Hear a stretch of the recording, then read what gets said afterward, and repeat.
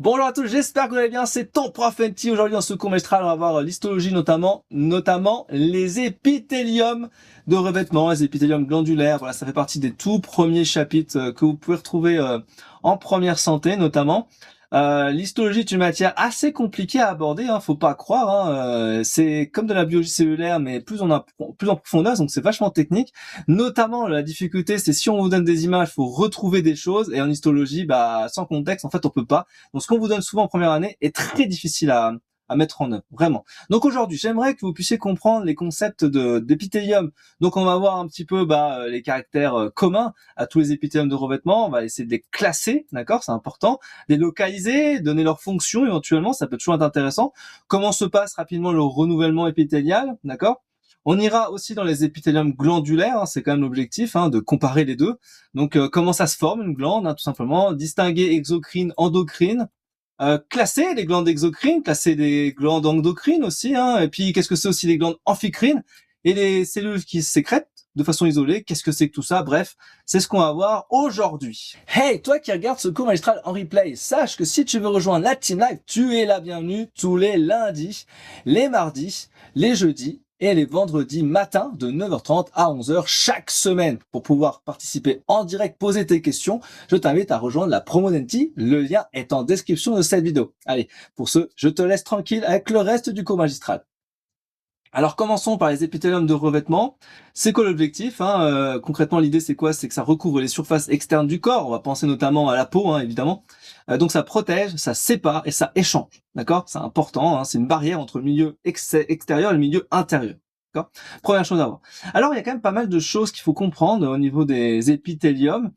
C'est qu'on va avoir différents éléments. Notamment, on a le pôle apical. Donc ça veut dire que ça va vers la lumière ou vers l'extérieur si tu préfères.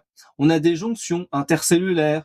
Alors tout ce qui est pôle apical, tout machin basal qu'on va voir ensemble, ainsi que les jonctions, je ferai un cours magistral dédié à ces concepts de jonction, d'accord. Donc n'hésitez pas à suivre l'affaire. Le cytoplasme, le noyau, pôle basal, la membrane basale, voilà, qu'est-ce que c'est que tout ça? Tissu conjonctif sous-jacent, voilà, c'est normal, c'est des trucs que vous devez avoir en tête. On peut retrouver dans les épithéliums de revêtement notamment les cellules qui sont très jointives, avec des jonctions serrées ou des jonctions d'adhérence ou des desmosomes. Bon bref, tout ça, vous verrez dans le cours à ce sujet-là. C'est avasculaire, faites bien gaffe à ça. Donc ça veut dire que la nutrition se fait par diffusion depuis le tissu conjonctif. Il y a une polarité cellulaire, c'est pour ça que je parle de pôle apical, et puis de pôle basal, d'accord, qui est fixé à la membrane basale. On a aussi le concept de renouvellement. Normalement, notre peau, ça se renouvelle à peu près tous les 3 semaines, d'accord. Et puis la lame basale qui favorise l'ancrage et la filtration. Ça, ce sont les caractéristiques communes que vous pouvez retrouver dans tous les épithéliums de revêtement, d'accord. Ça, c'est important de bien comprendre ça. Ensuite, au niveau de la classification, de manière extrêmement simple, parce que c'est sur ça que vous allez être mangé dans les QCM, c'est comment ça se passe. Si vous avez un épithélium relativement simple, d'accord, en une seule couche, on appelle ça un épithélium simple. C'est pas compliqué à comprendre, une seule couche, épithélium simple. Si j'ai un épithélium avec plusieurs couches successives, on appelle ça un épithélium stratifié. On peut aussi retrouver des cellules qui ont des formes particulières, d'accord. Soit elles sont pavimenteuses, donc une forme plutôt aplatie, soit elles sont cubiques, donc du coup ça forme un cube, soit elles sont cylindriques, on appelle ça aussi prismatiques, donc elles ont une forme un petit peu de cylindre. Donc on peut avoir ce genre de forme. Savoir les classer, savoir les formes, c'est facile. Maintenant le plus difficile c'est de les localiser, et ça vous devez les maîtriser par cœur. Alors souvent, ça arrive très souvent en QCM, on vous donne, alors c'est très mal, l'image elle est très floue mais c'est pas grave, on vous donne des images, d'ailleurs elles sont de mauvaise qualité aussi à l'examen, vous inquiétez pas, donc c'est pas, voilà, ça va bien avec mon support. Vous avez aucun contexte, on vous donne ça, voilà, et qu'est-ce que c'est que ce truc? À quel endroit c'est? C'est hyper chaud. Sans contexte, on peut pas trouver. Et du coup, vous devez maîtriser en première santé concrètement, où est-ce que ça se localise et comment ça fonctionne. Par exemple, type simple pavimenteux, ok? Donc là, c'est facile à comprendre. On va le retrouver notamment dans les alvéoles pulmonaires, ou dans l'endothélium vasculaire, ou la capsule de Bowman, d'accord? Je vous renvoie au cours sur le rein, tout ça, pour comprendre. C'est quoi? Ça permet de faire la diffusion, la filtration, des échanges rapides. Ok, ça c'est le type d'épithélium qu'on peut retrouver. Autre système, dans le simple cubique, donc les épithéliums cubiques de manière très simple, simple couche, dans les tubules rénaux, dans les petits canaux excréteurs, dans les follicules thyroïdiens, d'accord, qui favorisent la sécrétion, l'absorption. On va retrouver aussi dans les épithéliums simples mais cylindriques, qui sont non ciliés, parce que ça a aussi une particularité. On va retrouver ça notamment dans l'estomac, dans l'intestin grêle, dans les vésicules biliaires. Et ça permet de faire de l'absorption, de la sécrétion. On peut retrouver aussi les Les simples cylindriques, ciliés cette fois, c'est-à-dire ciliés, ils ont des cils, d'accord, qui vont permettre de faire des choses intéressantes.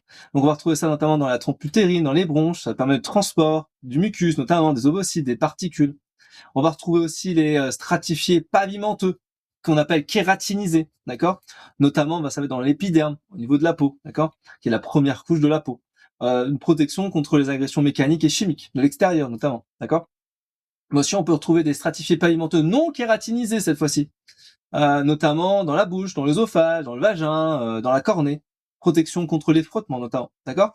Et puis, vous pouvez retrouver également des pseudo-stratifiés de type cylindrique, même ciliés, avec ce qu'on appelle des cellules caliciformes, d'accord, notamment dans les voies respiratoires, la trachée, les bronches, sécrétion de mucus et transport mucociliaire. Bref, tout ça, vous devez les maîtriser. D'ailleurs, je vous mets un guide en PDF que vous pouvez télécharger au sein de l'amphithéâtre du campus. Rejoins le promo Dentist, c'est pas fait, pour que justement tu puisses maîtriser ces notions-là.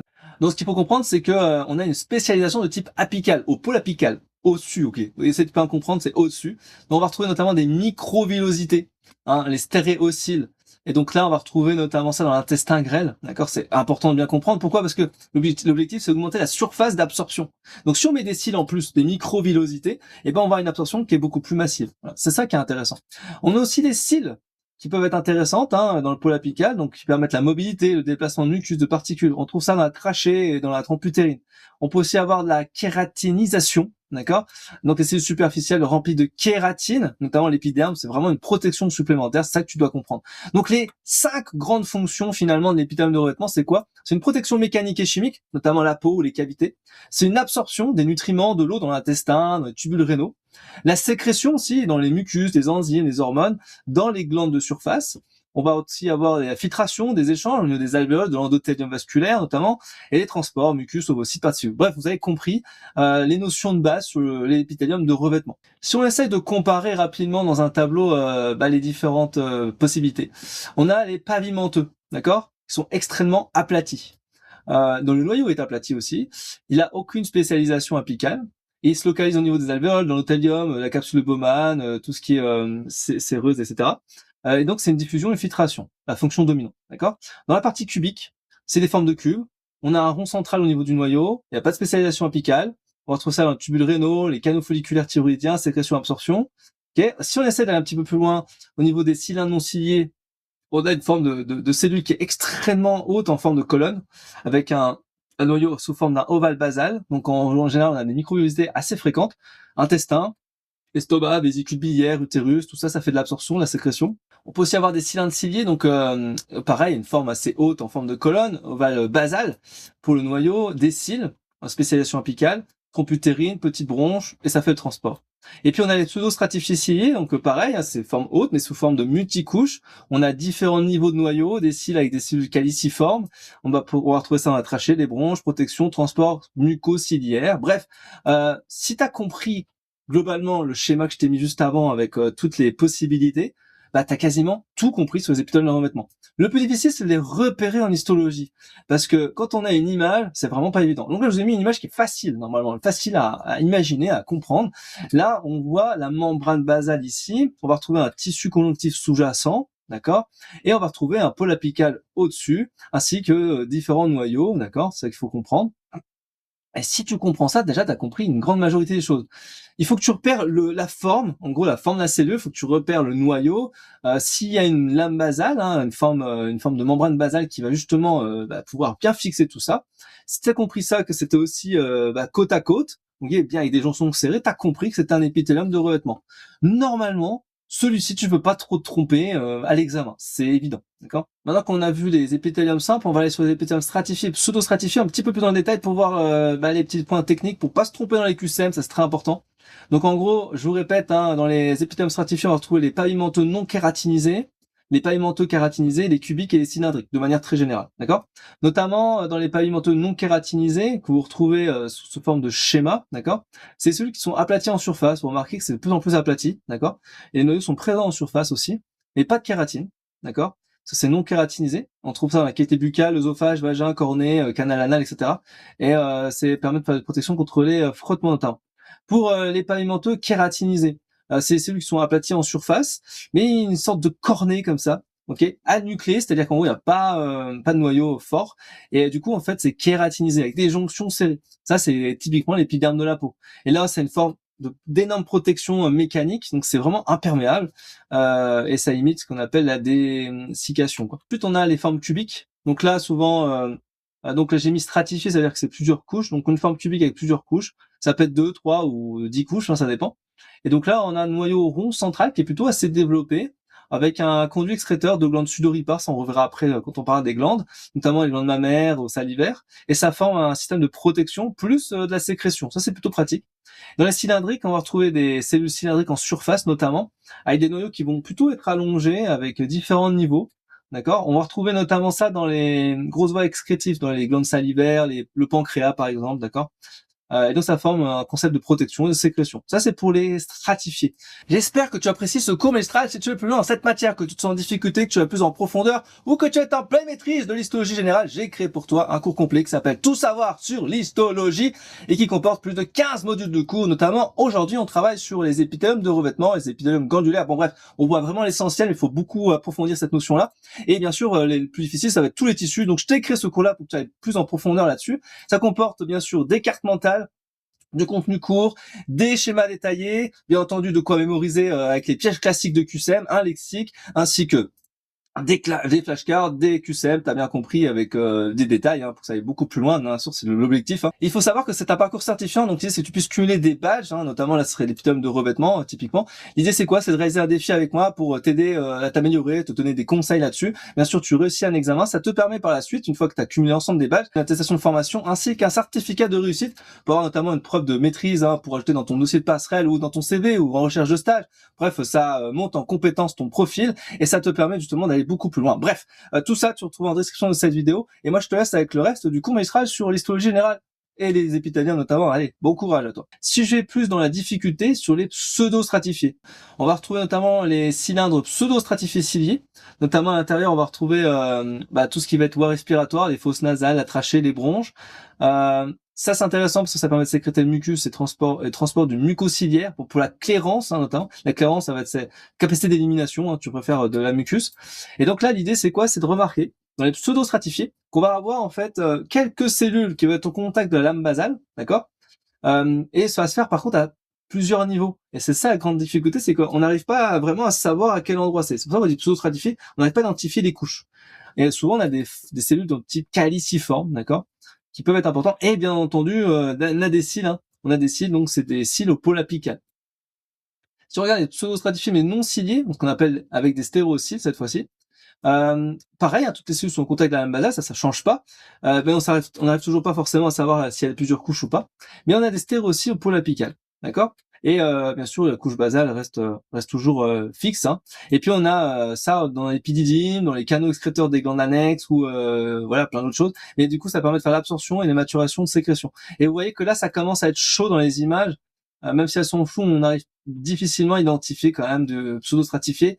Faut vraiment avoir l'œil vif pour ça en histologie, d'accord. Je vous ai mis un petit microscope là dans mon petit pins aujourd'hui pour parler de l'histologie. Je voudrais juste revenir sur le concept de kératinisation, d'accord, pour que vous puissiez bien comprendre. En fait, en surface, on va retrouver une couche cornée, donc on dit anucléée ou kératinisée si tu préfères. Donc ça veut dire que concrètement, là c'est hyper solide, ok. C'est des cellules mortes, hein, pour faire simple, qui se sont solidifiées, hein, ensemble. Voilà, et ça forme une grande couche protectrice. Ensuite, vous trouvez une couche granuleuse. Donc là, on a plutôt de l'acide hyaluronique, hein, si vous préférez comprendre comme ça, d'accord, une couche comme ça. Ensuite, on a une couche épineuse avec des points d'union, d'accord. Donc ça permet de faire la liaison avec la couche basale qui va avoir une grande mitose, donc une forme de renouvellement important, d'accord. C'est à ce moment-là qu'on renouvelle et du coup c'est comme ça, hein, ça se fait par couche. Et puis la couche, la cornée, la kératinisée va s'évaporer à un moment donné, ça va s'enlever, hein, avec les frottements mécaniques notamment. C'est pour ça que notre peau se régénère tous les 3 semaines environ. Hein. Au niveau du microscope, c'est toujours la partie la plus difficile. Donc par exemple là je vous ai mis un épithélium stratifié pavimente kératinisé, donc c'est la peau, d'accord. Et donc si vous deviez identifier les différentes couches, vous avez en dessous le plus difficile, je trouve, là dans cette image, ça va être la couche basale parce que on n'arrive pas à la limiter, à la délimiter, je trouve. Après on a la couche épineuse, donc là on arrive quand même à voir qu'il y a pas mal de surface. On a la couche granuleuse, donc ça c'est facile parce que c'est juste en dessous de la couche de la cornée. La couche de la cornée c'est facile, on la voit bien là. Là, on voit bien qu'il y a plein de lames, hein, de limes, je sais pas comment on pourrait dire, en gros de lignes. Voilà, et donc on arrive à voir que c'est une cornée kératinisée, la nucléée. Et là, on a une couche granuleuse, voilà, qui est pareil, à peu près linéaire, qui commence petit à petit à former de la cornée aussi. Voilà, comme ça on peut la repérer. Pour l'épithélium cylindrique pseudo-stratifié cilié, par exemple, de la trachée, là on arrive à voir la couche basale, ça c'est évident, elle est facile, le tissu conjonctif sous-jacent juste en dessous. Et après on va trouver différents niveaux de noyau, on voit bien que c'est pseudo-stratifié parce on n'a pas un truc linéaire, facile à identifier, on voit que c'est à différents endroits. Et donc là on arrive à identifier des cellules caliciformes. Je sais que c'est pas si évident que ça, hein, je pense que c'est au premier abord, on n'arrive pas trop à le comprendre. Par contre on voit bien les cils, là, on voit bien les petits traits là, on voit bien des cils. Donc là, on arrive à identifier rapidement un épithélium cylindrique pseudo-stratifié cilié. Maintenant, la localisation, je vous ai expliqué, hein, vous pouvez pas savoir si vous n'avez pas de contexte. Voilà. Et donc, en première année, c'est impossible de trouver exactement le type de localisation si on vous donne pas le contexte. D'accord? Donc, alors si j'ai un conseil à vous donner pour apprendre l'histologie, vous bombardez les QCM d'applications et puis vous performez dans cette matière avec ça. On va commencer. Concernant les caractères généraux des épithéliums de revêtement, coche les bonnes propositions. Est-ce que ce sont des cellules qui sont étroitement jointives? Ils peuvent recouvrir une surface externe ou tapisser une cavité interne. Ils sont toujours vascularisés. Ils reposent sur une membrane basale. Ils peuvent assurer des fonctions de protection, d'absorption ou d'échange. ABDE, ok. Effectivement, c'est ça. Alors, elles sont jointives, ça c'est évident. Elles peuvent recouvrir une surface externe ou même tapisser une cavité interne, bien sûr. Elles sont avasculaires, je vous l'ai dit, hein, et reposent sur une membrane basale, oui. Et puis, bien sûr, ça va assurer des fonctions de protection, d'absorption ou d'échange. Juste là, c'est très facile. Concernant la polarité des cellules épithéliales, coche les bonnes propositions. Le pôle apical est orienté vers la lumière ou le milieu extérieur. Le pôle basal repose sur une membrane basale. Le domaine latéral porte des jonctions, des systèmes de jonction. Les pôles apicales et basales sont toujours les mêmes protéines membranaires et la polarité est essentielle au fonctionnement de nombreux épithéliums. A, B, C, E. Ok? Bien joué. Effectivement, le pôle apical est orienté vers la lumière ou le milieu extérieur, ça jusque-là on comprend. Le pôle basal repose sur la membrane basale, c'est assez facile, c'est assez évident normalement. Le domaine latéral porte des systèmes de jonction, entre chaque cellule au niveau latéral on a des jonctions notamment. Les pôles apicales et basales sont toujours les mêmes protéines membranaires. Alors non, pas du tout, hein, par différentes catégories de membranes, on a même ce qu'on appelle des domaines spécialisés, d'accord, des protéines qui peuvent traverser les membranes dans plusieurs champs et plusieurs fois, à plusieurs reprises. La polarité est essentielle au fonctionnement de nombreux épithéliums. Effectivement, on a forcément un pôle basal et un pôle apical. Concernant la membrane basale, coche les bonnes propositions. Elle sépare l'épithélium du tissu conjonctif. Elle participe à l'ancrage des cellules épithéliales. Elle contient des capillaires sanguins de l'épithélium. Elle peut jouer un rôle de filtration et intervient dans la réparation et la régénération tissulaire. ABDE, ok. Effectivement, donc elle sépare l'épithélium du tissu conjonctif, très bien. Elle participe à l'ancrage des cellules épithéliales, effectivement c'est le principe de la membrane basale. Hein. Elle contient des capillaires sanguins d'épithélium. Non, on a dit que c'était avasculaire, je vous l'ai expliqué, hein. D'accord. Elle peut jouer un rôle de filtration, oui. Intervient dans la réparation et la régénération tissulaire. Effectivement, à cet endroit-là, notamment, on va retrouver pas mal de réparations qui peuvent s'opérer, et notamment une régénération importante, enfin un renouvellement, je dirais même plus spécifiquement, pour pouvoir justement effectuer la mitose. Concernant la vascularisation et la nutrition des épithéliums, coche les bonnes propositions. Les épithéliums sont avasculaires. Les nutriments diffusent depuis le tissu conjonctif. La membrane basale empêche tout échange. Une faible épaisseur favorise les échanges par diffusion. Et tous les épithéliums sont dépourvus d'innervation. ABD. Ok. Effectivement, les épithéliums sont avasculaires, on l'a déjà dit. Les nutriments diffusent depuis le tissu conjonctif, effectivement aussi. La membrane basale empêche tout échange. Bah non, hein, justement, c'est le principe. Hein, il y a des échanges possibles, notamment les petites molécules. Une faible épaisseur favorise les échanges par diffusion. Oui, tout à fait. Et tous les épithéliums sont dépourvus d'innervation. Attention, faites gaffe. Hein, ne vous faites pas avoir entre le fait d'avoir des vaisseaux et le fait d'avoir des nerfs. Ok, l'innervation et vasculaire sont deux notions différentes, d'accord? Faites bien gaffe à ça. Concernant la définition des épithéliums simples, coche les bonnes propositions. Ils comportent une seule couche de cellules. Toutes les cellules reposent sur la membrane basale.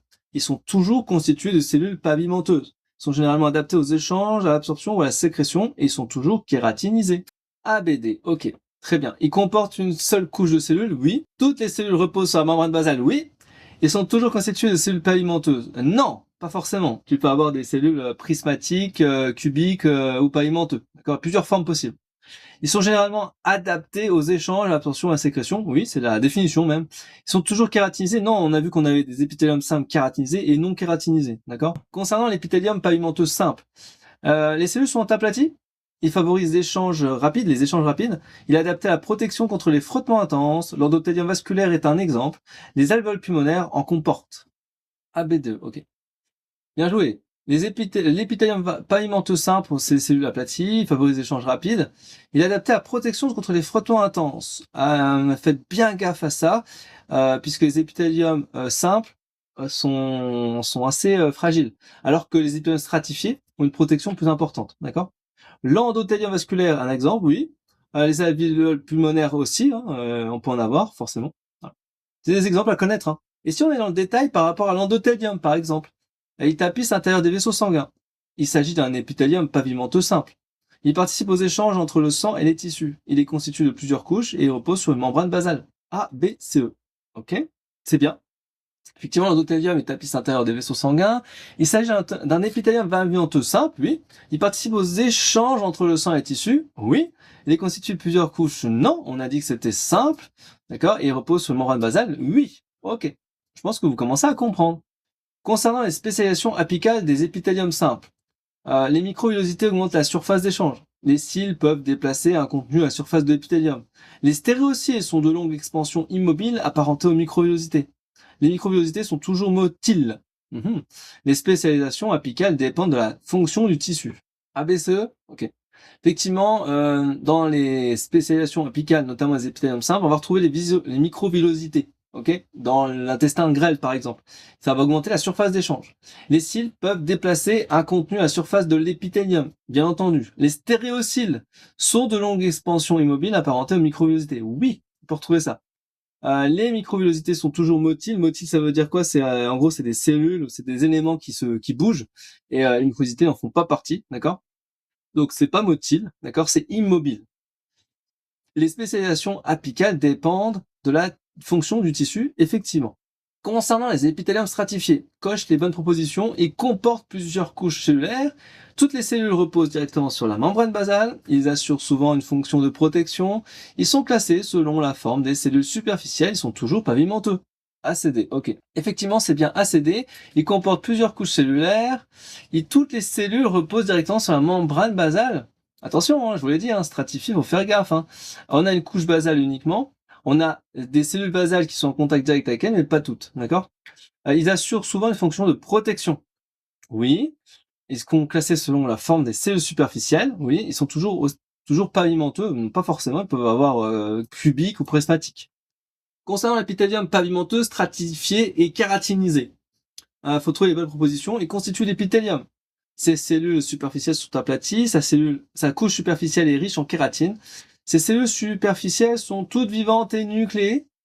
Ils résistent aux agressions mécaniques. Effectivement, on peut parler de l'épiderme, qui est un épithélium pavimenteux stratifié kératinisé. Ok.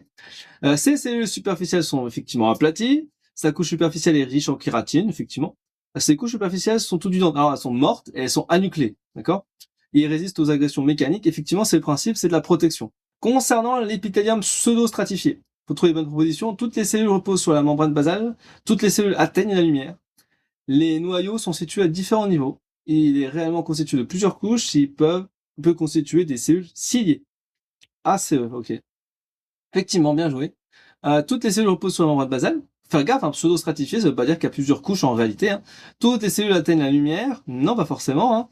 Hein. Il y a plusieurs hauteurs, ça qu'il faut comprendre. Hein. Les cellules basales, par exemple, n'atteignent pas la surface. Les noyaux sont situés à différents niveaux. Effectivement, on a vu que c'était à différents endroits. Il est réellement constitué de plusieurs couches. Non, je dis, il faut faire gaffe. Hein. C'est un épithélium simple, mais c'est juste qu'il a une sorte de pseudo-couche, d'accord? Peut comporter des cellules ciliées. Effectivement, on peut retrouver ça.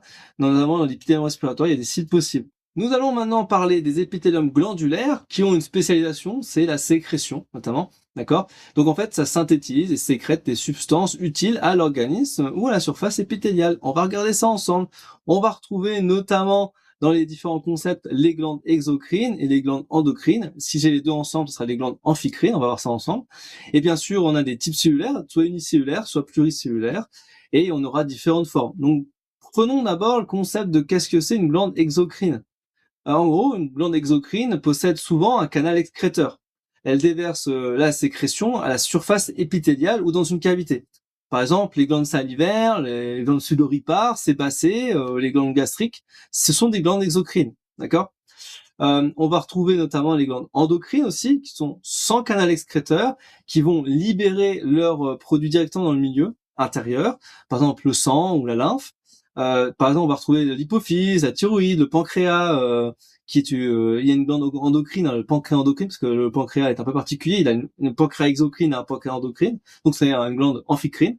Et puis on va retrouver ça aussi dans les surrénales. Il faut savoir aussi que dans les glandes exocrines, c'est plutôt souvent du type unicellulaire, donc avec des cellules caliciformes, voilà, dans l'intestin, les voies respiratoires. Tandis que pour les glandes endocrines, bien souvent, on va retrouver des pluricellulaires, donc plusieurs cellules organisées, forment des acinies, on verra ça ensemble juste après. Donc des glandes du type aussi tubulo-acineuses, vous verrez à tous les termes, on va les voir ensemble. C'est quand même pas évident à comprendre. Donc notamment les glandes salivaires, on va retrouver ça. On va aller un petit peu plus en détail, notamment dans les glandes exocrines, dans la partie pluricellulaire. On va retrouver, par exemple, on va avoir des formes de tubulaires simples, d'accord. On va retrouver des tubulaires contournés aussi. On peut retrouver des acineux, donc des alvéolaires, d'accord. Des tubulo-acineuses aussi. Ça, c'est important de bien comprendre ça. On va retrouver aussi des simples avec des canaux non ramifiés. On peut retrouver des ramifiés avec des canaux ramifiés. Bon bref, vous avez compris, même des composés avec des canaux ramifiés et parties sécrétrices ramifiées. Tout ça, c'est assez technique. Vous trouvez tout ça, ce petit tableau-là, dans le guide que je vous mets en PDF, bien sûr. L'idée, c'est que vous puissiez aller beaucoup plus loin là-dessus. On va retrouver différents modes de sécrétion. Je vous invite à les apprendre tout de suite maintenant, comme ça c'est fait. Vous avez mérocrine, apocrine, holocrine. Faites gaffe parce que vous avez tellement de termes, exocrine, endocrine, et encore, il y a d'autres possibilités. Donc là, retenez ça, mérocrine, apocrine, holocrine, on va essayer de définir. Mérocrine, c'est un système d'exocytose, donc ça veut dire vers l'extérieur, donc une libération de vésicules sans perte de cytoplasme. La cellule reste intacte, d'accord, c'est important de bien comprendre ça. On va retrouver ça fréquemment dans les glandes salivaires, sudoripares, les pancréas exocrines notamment. Apocrine, on va avoir une perte d'une partie du cytoplasme au niveau apical avec cette sécrétion. Donc la cellule va se régénérer. Et on va retrouver ça dans les glandes mammaires ou dans les glandes sudoripares, apocrines. D'accord. Ensuite, on a les glandes holocrines, une mode de sécrétion holocrine. Donc toute la cellule se désintègre pour libérer la sécrétion. La cellule va être renouvelée par mitose. On va retrouver ça dans les glandes sébacées notamment. Prenons l'exemple d'une glande salivaire. Je vous dis, ça c'est assez chaud en microscope de maîtriser ça. Donc, si t'as pas de contexte, c'est assez technique. Mais là, je vous donne le contexte de la glande salivaire, et donc on va essayer de comprendre. Et là, vous voyez bien que on a des sortes de cercles comme ça, avec des sortes. On voit bien que c'est pluristratifié. On arrive à repérer finalement que c'est une sorte de coupe de ça en fait.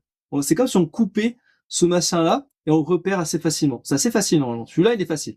En gros, on a un canal strié, donc intralobulaire, pas facile à identifier. On va avoir un canal excréteur. Pareil, pas facile à identifier non plus. Les acinies séreuses, là, c'est plus facile à identifier. Les acinies muqueuses, c'est facile à identifier. Alors, pour comprendre le concept, c'est qu'en gros, une acinie séreuse, c'est tout ce qui est sécrétion enzymatique, donc riche en protéines, alors que les acinies muqueuses, c'est sécrétion de mucus. Voilà, ce que vous devez comprendre tout de suite, c'est ça. Et si on a les demi-lunes séreuses, qui est vraiment pas facile à identifier, donc là, on va retrouver notamment des sécrétions mixtes, d'accord. Pour l'instant, je vais dire, si vous n'aurez pas identifié, c'est pas grave, mais retenez les notions et après, vous vous entraînerez avec le temps, vous inquiétez pas. Si on essaye d'avoir un petit peu d'exemples pour comprendre comment on va retenir ça finalement, retenez d'abord les types de glandes et puis ensuite la localisation. Qu'est-ce qui peut être sécrété, le rôle principal? Je pense que c'est efficace. Concrètement, on va retrouver dans les glandes exocrines, donc avec un canal excréteur, des types de formes. Donc, par exemple, on a les cellules caliciformes. Localisation intestin, voie respiratoire, ça produit du mucus et donc ça a un rôle de protection, de lubrification. D'accord. Dans la partie exocrine, on va retrouver les glandes gastriques, notamment l'estomac, avec sécrétion notamment de suc gastrique avec l'HCl et pepsinogène, d'accord, donc la pepsine notamment, la mucus, d'accord. Donc ça va être un rôle de digestion, de protection de la muqueuse. On va avoir les glandes sudoripares notamment, d'accord, avec la peau. Sur toute la surface, on peut suer, donc la sueur, et donc ça permet de faire la thermorégulation, d'accord, et donc excréter des substances pour se protéger. Les glandes sébacées, notamment, la peau, les follicules pileux, etc., le sébum avec les lipides, donc ça permet un rôle de lubrification, de protection supplémentaire. Et donc ça, c'est la partie exocrine. Vous devez les connaître, hein, alors tous les exemples, vous devez les connaître. Parce que ça, c'est important dans l'épithélium, vous devez connaître tous les exemples. Et dans la partie endocrine, notamment, sans canal, on va retrouver la thyroïde. Donc au niveau du cou, hein, deux petites glandes sympathiques qui produisent des hormones thyroïdiennes, les T3, T4, la calcitonine. Vous verrez ça dans la partie physiologie lorsque vous apprendrez ça. Et ça permet le métabolisme et notamment un rôle important dans le calcium. Voilà. Donc ça, vous devez maîtriser. On a le pancréas endocrine dans les îlots de Langerhans. Au niveau du pancréas, on va retrouver la sécrétion d'insuline et de glucagon qui permet de gérer la glycémie. Voilà, c'est la régulation de glycémie. Et puis on peut retrouver aussi notamment dans l'hypophyse, au niveau du cerveau. Ok, alors ça c'est compliqué, mais ça peut permettre de fabriquer pas mal d'hormones. Et donc c'est un rôle hormonal important. D'accord. Voilà, je vous donne voilà, des exemples dans un petit tableau. Vous pouvez avoir des tableaux qui sont plus précis, mais si vous avez déjà ça en tête, c'est pas mal. Hein. Alors, au niveau des coupes en histologie, c'est pas évident d'identifier ça. On va essayer de s'entraîner un petit peu. Alors, on est dans les cellules caliciformes. Alors, je vous embête pas aujourd'hui avec les colorations. Ça, c'est peut-être un cours mistral que je pourrais faire un petit peu plus tard. Mais c'est important, vous comprenez qu'il y a différentes colorations possibles pour pouvoir identifier ça. Hein. C'est évident. Donc, on va retrouver notamment des cellules en forme de calice. Alors, je trouve que c'est pas si évident de voir ça. La cellule caliciforme, ouais, c'est pas si simple à comprendre. Les glandes gastriques, notamment les glandes tubulaires droites dans la muqueuse gastrique, ça c'est plus facile à identifier. On voit des sortes de tubes, voilà, avec une sorte de lumière au milieu. On arrive à identifier facilement une glande gastrique. À force de s'entraîner, vous verrez. Les glandes sudoripares, je vous ai dit, quand tu coupes un système, on voit en fait un gros rond intérieur avec des systèmes organisés. Donc là, on arrive à identifier cette glande sudoripare. J'avoue que c'est pas si évident dans un premier temps. Et les glandes sébacées sont sous forme un peu ensemble, ok, avec une acinie alvéolaire associée au follicule pileux, avec un cytoplasme qui est plutôt très clair. C'est comme si on avait une sorte de coupe de cerveau. Je trouve que c'est assez facile à identifier. Voilà. Concernant les épithéliums glandulaires, coche les propositions exactes. Ils sont spécialisés dans la sécrétion. Ils dérivent d'un épithélium de revêtement et sont toujours unicellulaires. Ils peuvent être exocrines ou endocrines. Ils sont dépourvus de polarité. A, B, D. Ok, très bien. Effectivement, les épithéliums glandulaires sont spécialisés dans la sécrétion. Effectivement. Ils dérivent d'un épithélium de revêtement, bien entendu. Ils sont toujours unicellulaires. Ah bah non, c'est pas vrai, hein. Tu peux avoir pluricellulaire. On l'a vu ensemble. Ils peuvent être exocrines ou endocrines. Oui, d'ailleurs, quand on a les deux, ça s'appelle amphicrines. Ils sont dépourvus de polarité. Ça, c'est faux, hein. Effectivement, les cellules glandulaires restent polarisées. D'accord? C'est important. Donc, ABD. Concernant la formation des glandes, elle débute par une prolifération de l'épithélium. Une invagination épithéliale se forme dans le tissu conjonctif. Le maintien du contact avec la surface forme une glande exocrine. La perte de contact avec la surface forme une glande endocrine. Les glandes se forment uniquement à partir de tissus musculaires. A, B, C, D. Bien joué. Effectivement, elle débute par une prolifération de l'épithélium. Une invagination épithéliale se forme dans le tissu conjonctif. Le maintien du contact avec la surface forme une glande exocrine.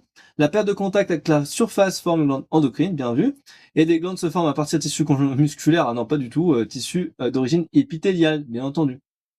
Concernant la classification des glandes exocrines selon le nombre de cellules, une glande unicellulaire est formée d'une seule cellule sécrétrice.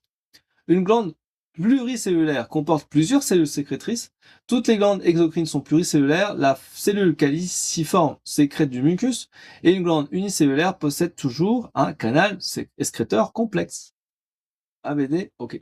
Effectivement, une glande unicellulaire est formée d'une seule cellule sécrétrice, bien sûr.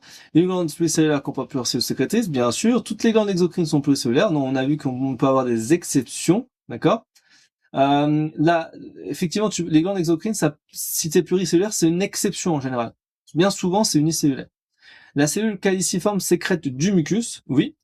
Une glande unicellulaire possède toujours un canal excréteur complexe. Non, on a vu qu'il n'y avait pas de canal complexe pour les cellules caliciformes. Concernant la forme de la portion sécrétrice, une glande tubuleuse possède une portion sécrétrice en tube. Une glande acineuse possède une portion arrondie à petite lumière. Une glande alvéolaire possède une lumière plus large. Une glande tubulo-acineuse associe les deux formes. La forme de la portion sécrétrice ne joue aucun rôle dans la classification. ABCD. Bravo, hein, franchement c'est pas évident. Moi je trouve que celui-là il est assez chaud. Hein. Une glande tubuleuse possède une portion sécrétrice en tube, bien vu, tubuleuse, hein, facile, celui-là il est facile. Hein. Une glande acineuse possède une portion arrondie à petite lumière, ça faut retenir ça, hein, effectivement. Ça forme une acinie et un acinus compact. Un acinus compact, c'est ce qu'on appelle. Okay, une glande alvéolaire possède une lumière plus large, oui. Une glande tubulo-acineuse associe les deux formes, oui, tubulo-acineuse, deux formes, ok. C'est assez facile à comprendre, hein, tubuleuse et acineuse, forme mixte. La portion sécrétrice ne joue aucun rôle, c'est faux, ça joue bien sûr un rôle. Concernant la sécrétion mérocrine, coche les bonnes propositions. Elle se fait par exocytose.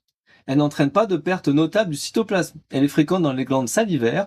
Elle détruit complètement la cellule. Elle peut libérer les protéines et des enzymes. A, B, C, E. Bien vu, effectivement. La sécrétion mérocrine, elle se fait par exocytose. Elle n'entraîne pas de perte notable du cytoplasme. Elle est fréquente dans les glandes salivaires. Elle détruit complètement la cellule. Non, pas dans ce cas-là, d'accord. On a vu d'ailleurs que c'était l'autre, hein, c'était celui-ci, hein, holocrine, hein, qui détruisait tout, hein. D'accord, faites bien gaffe. Elle peut se libérer, elle peut libérer des protéines et des enzymes, bien entendu, que oui. Concernant les glandes endocrines, coche les bonnes propositions. Elles sont dépourvues de canal excréteur, elles libèrent leurs produits dans le milieu intérieur, elles sécrètent toujours vers une lumière externe.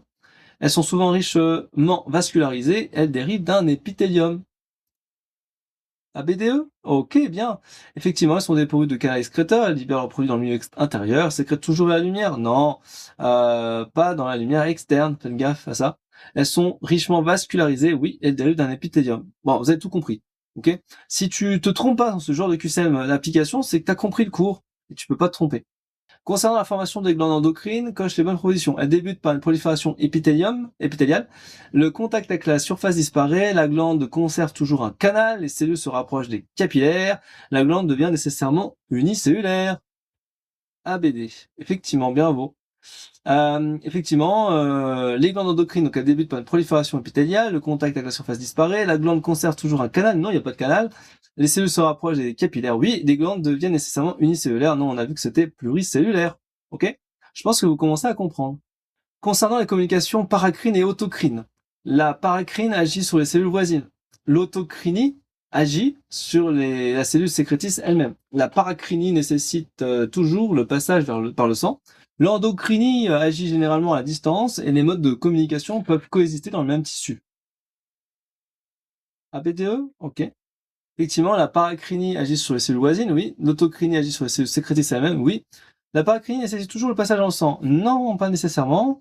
Pas surtout pas, j'en ai envie de te le dire. L'endocrinie agit généralement à distance, oui. Les modes de communication peuvent coexister dans un même tissu, bien sûr. Ok, pas dans la voie sanguine, hein, je vous l'ai dit, par rapport à la paracrinie. Concernant le pancréas, les acinés appartiennent à la partie exocrine. Les îlots de Langerhans appartiennent à la partie endocrine. Les enzymes digestives sont libérées dans le sang. L'insuline est une hormone pancréatique. Le glucagon est produit par les cellules alpha. BDE, ok. Ah, il y a une faute là. On va faire exprès. B2. Ah, il manque un truc. Ah, effectivement, dans le pancréas, on a les acinis qui appartiennent à la partie exocrine. On a vu que les acinis, c'était effectivement exocrine. Je dois rajouter un A ici. Les îlots de Langerhans appartiennent à la partie endocrine. Effectivement, ça va sécréter notamment l'insuline, d'accord. Les enzymes digestives sont libérées dans le sang. Non, surtout pas. Ça va pas dans le sang, ça va dans l'estomac. Hein. Donc dans le duodénum, voilà. Et ça peut être utile notamment pour faire la digestion. L'insuline est une hormone pancréatique qui est effectivement sécrétée par les cellules bêta des îlots de Langerhans, d'accord. Une hormone qui est donc hypoglycémiante. Le glucagon est produit par les cellules alpha, ok, des cellules îlots de Langerhans, toujours pareil, dans le pancréas, et donc ça c'est l'inverse, une hormone hyperglycémiante. Ça permet de réguler la glycémie, l'insuline et le glucagon, d'accord. Donc c'est A, B, D, E. Les cellules sécrétrices isolées, elles sont intégrées dans un épithélium, elles sont toujours regroupées en acinis, la cellule caliciforme est un exemple, elle peut sécréter du mucus, elle participe à la protection des mucus. On parle de cellules sécrétrices isolées. ACDE, ok, effectivement, elles sont intégrées dans un épithélium, elles sont toujours regroupées en acinis. Non, elles sont isolées. Faites bien gaffe à ça.